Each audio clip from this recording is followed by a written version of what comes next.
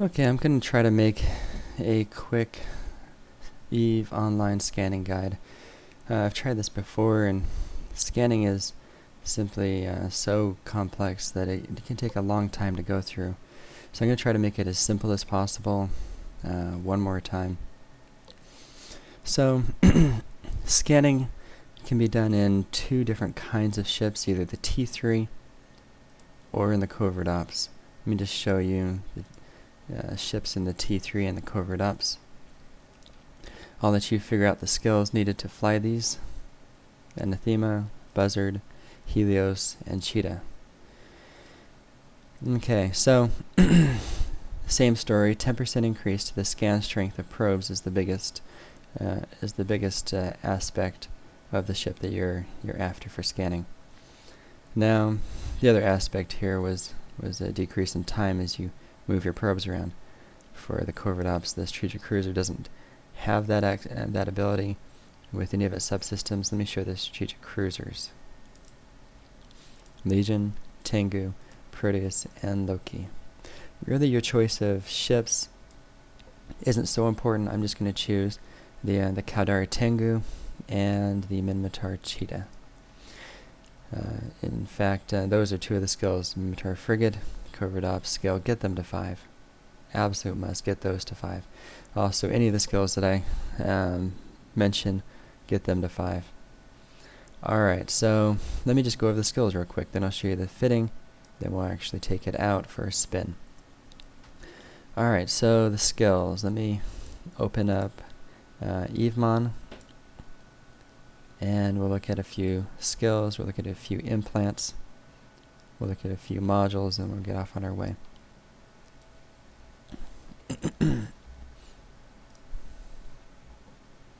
Alright, so let's type in Astrometric,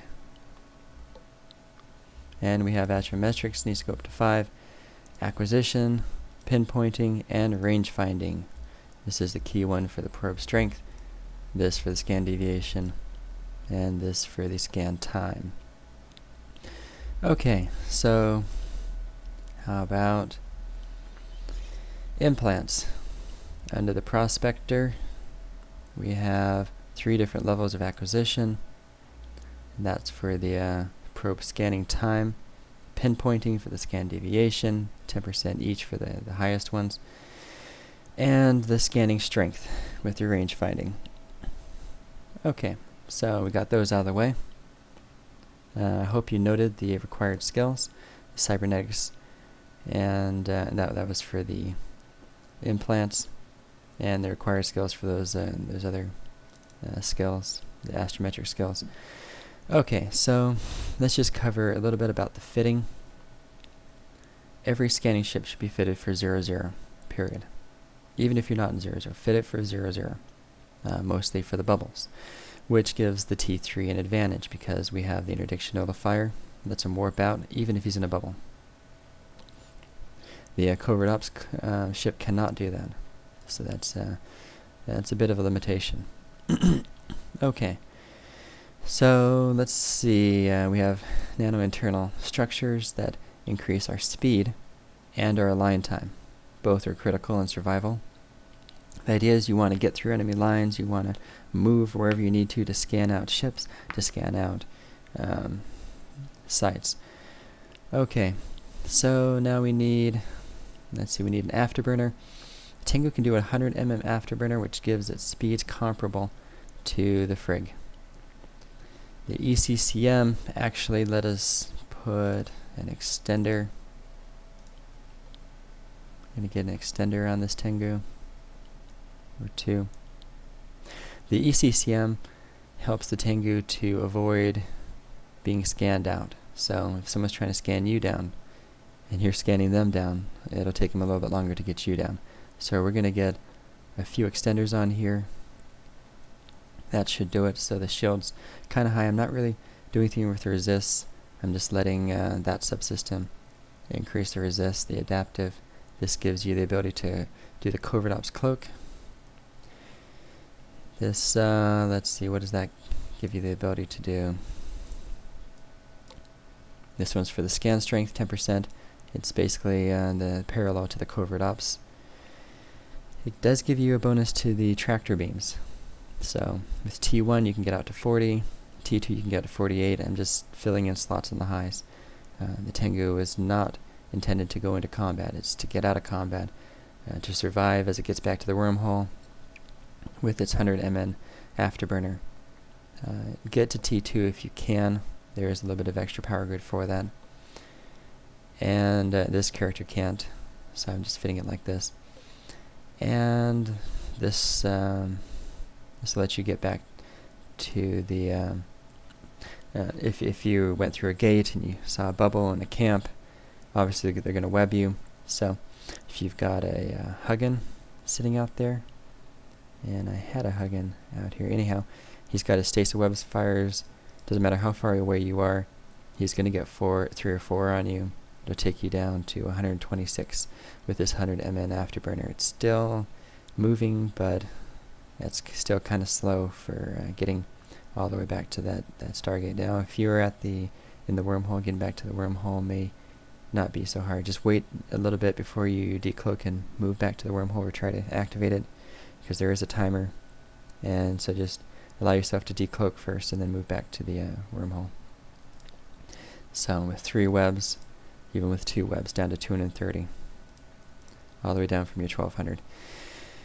Okay, and similar story applies with the frigate being webbed. I've got the Sisters expanded probe launchers. Just want to show you the difference between the two. Okay, so with the Sisters, with the T2 you get plus 5% to the sensor strength. With the Sisters you get plus 10%. So it's an easy one. And then of course you'll want the Sisters probes themselves. So faction scanner probes. Make sure you have Sisters combat scanners and Sisters core. I'm not going to go into the other two. Okay, so we look at the charge info, and we see that with all those bonuses applied, our sensor strength, or basically the power of those probes, is 65.88, which is pretty strong right there. Okay, let's go ahead and look at this ship and do a little scanning. And I think I'm making some pretty good time so far. So let's get into it. Alright, here we are on the test server. There's no one in local, and I'm not worried about losing any ships. So actually I have this fitted out with all of the ECCM. So 3 large extenders would be the only difference in this fit from what I have here. So the first thing I do, I come into system, and especially if I'm in a wormhole. And I'm going to talk mostly about being in a wormhole just because there are a couple of things unique to that still apply and work in known space. They won't really give you so much of an advantage, but it's a good habit to be in. So you come through a Stargate, or in a wormhole, you come through a wormhole. The first thing you do is align to some celestial. You align and you cloak. Then you warp off to a planet, let's see, and a moon. So we'll find a moon, we'll warp to 100 of that moon. And we're going to pray that there aren't any bubbles and a pause at that particular moon. But that is a risk. If you warp to 100 of a planet, there may be a bubble there too. So, I mean, it's just one of those risks you take. And if we do get into a bubble, we just pray that we're not decloaked. We can get out of that bubble and warp away. One of the first things you do, and in warp, is you're going to go to people and places. Let's see, people and places. And you'll create a bookmark. So you'll add location, create that bookmark. So from one location to another planet, warp to within 100. If you decide to warp to a planet instead, warp to another location and we can create a bookmark that we can operate out of. We're all cloaked here, so anybody doing directional scanner in a wormhole would not have seen you. That brief instant that you were uncloaked, unless somebody was watching that wormhole, and likely they'd be watching from a cloaked ship, they wouldn't have seen you come in. Okay. Actually, that might even emphasize why the importance of watching from a cloaked ship on all your wormholes when you're doing something in a wormhole. Alright, so I'm going to warp to that spot. Now, ideally I would have created that spot halfway between these two. Biggest reason for that is if somebody's going to find you, you'll want to be as far away from known planets as possible, so when they're doing the directional scans, if they happen to see you, they won't really know exactly where you are. If they warp into you and you see them on directional scan, you'll have the maximum amount of time to warp out, because while they're in warp from far away, it'll be a long time for you to see them on the directional scan. If you're closer to your body and they warp from that body into you, you're going to see them for a very short time. That's one of the reasons. Another of the reasons. Okay, so let's go ahead and start.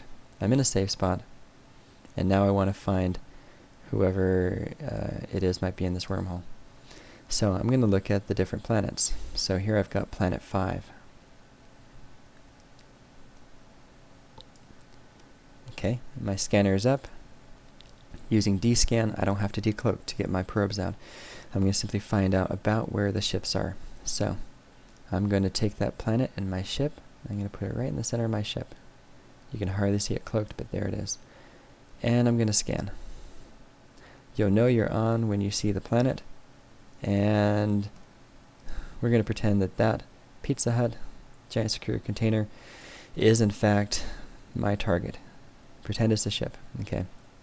So what we're going to do is say, okay, I know where my ships are. They're somewhere around planet 6. So now I'm going to get my probes out, and I'm going to actually try and scan this thing down as quick as possible. So this is my first vulnerability, getting these probes out. So I'm going to get moving, decloak, get these things started.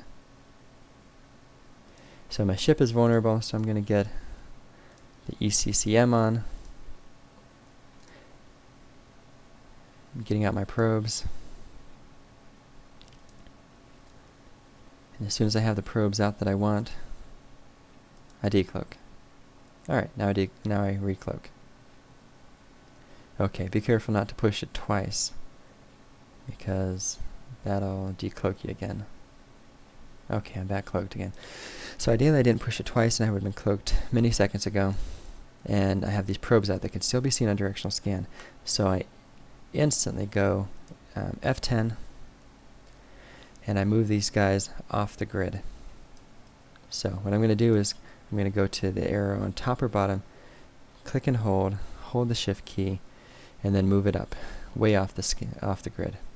Click scan on system scanner, and now the ships will get away from my target. So where was my target? I believe it was planet 5. If not, we'll just pretend it was planet 5. I can see here. It was planet 5. So what I'm going to do is get these guys in formation.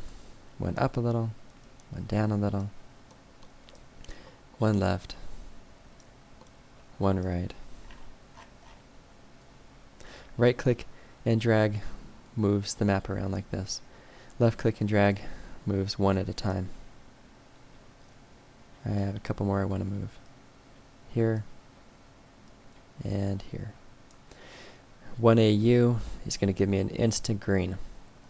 So we want to make sure that these guys are far enough away that they're not on directional scanner. So at 1AU, and where's planet 5?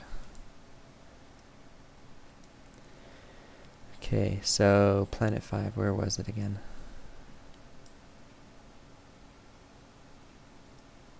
Huh. It's even saying that I'm at planet 5. Which I probably am. No, planet 4. There's planet 5 right there.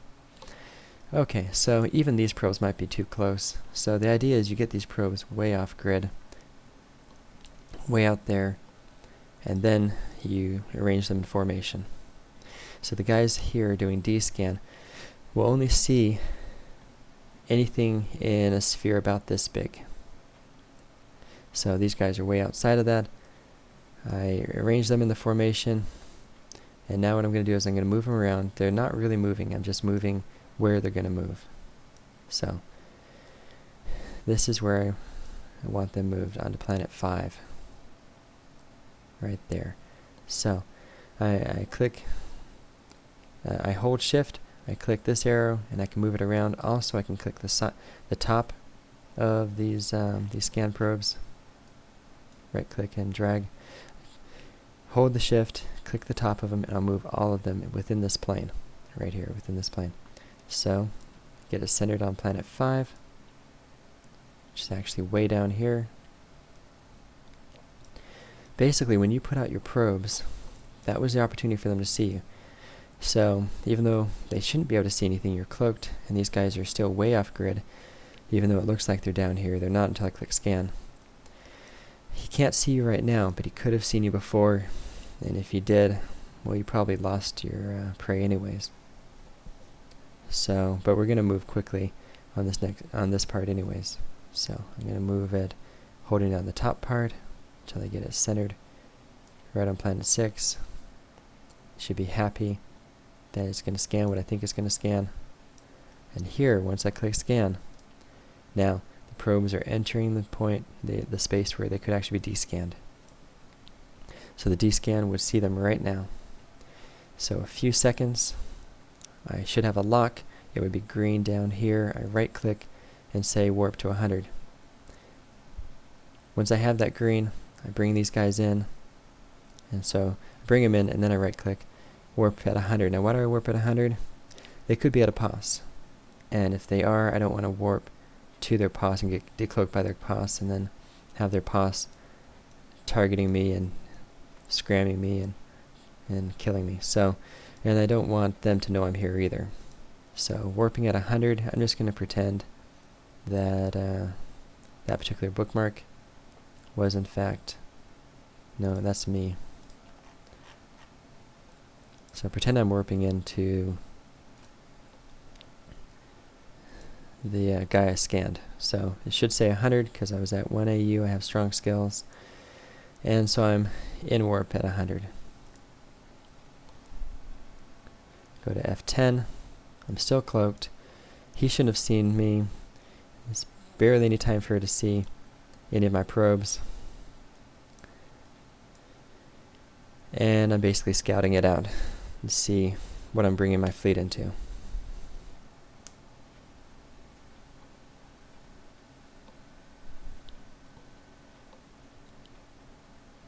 Really, I just warped into a moon, but we're going to pretend that the ships are 100k in this direction. So what I want to do now is I want to get my fleet onto them exactly. So what do I need to do? Let me just bring up F10 so you can see what it looks like. Alright, so I'm in the area. What I want to do is I want to get the fleet to warp in right on top of them. So they're not going to even see me, they're going to see my fleet once they're right on top of them. My fleet will be locking them up, scramming them, and hopefully they won't be able to get out in time. Okay, so this is where my fleet's going to be coming in from. Maybe it's a wormhole, maybe it's a Stargate that they're on the other side of. So what I want to do is maneuver myself so that I am on this side at a set distance. So what I'm going to do is I'm going to make sure, I saw there was no pos there were no tricks or bubbles or anything for my fleet to worry about warping into. So what I'm going to do now, and that's another hint for you, if you're doing sites, you might want to have someone on the wormholes watching, and also you might want to have bubbles around you deployed. Those bubbles will, especially if you know where a wormhole is, an enemy fleet will warp into the bubble and not onto you. So it'll save you. So what I'm going to do is I'm going to warp to a celestial location and just to a regular planet. And then what I'm going to do is I'm going to warp to within 30 of this. And then I'm going to tell my fleet, okay, from here you're going to warp to 30 of me, which will have them landing right on top of the target. So you can see me warping cloaked. And from here, I'm going to warp cloaked again to the target. It's kind of hard not really having an actual target right here to show you. I could have logged my alt in, I guess, and shown you that. Warp to 30 of that target. And then as soon as I land within 30, it'll show me in the overview, it'll say I'm 30 away. I'm going to tell my fleet to jump through and warp to 30 of me. And they'll be right on the target. They'll grab some kills, and as soon as I see them on my directional scanner, right here, I'm doing my directional scanner. Once I see them, I know that the guys here will probably see them, but I'm going to wait until I actually physically see them in case they're not doing directional scanner. And when I physically see them on grid, on my overview, then I'm going to decloak and also engage. Now, this ship isn't designed for engaging. If I was in a stealth bomber, I'd engage. So if I was in a combat ship, I'd decloak and engage as well. Alright guys, that's it for scanning. I think I condensed about as much as I can. And so I hope that really helps. Let me know if you have any questions. Thanks.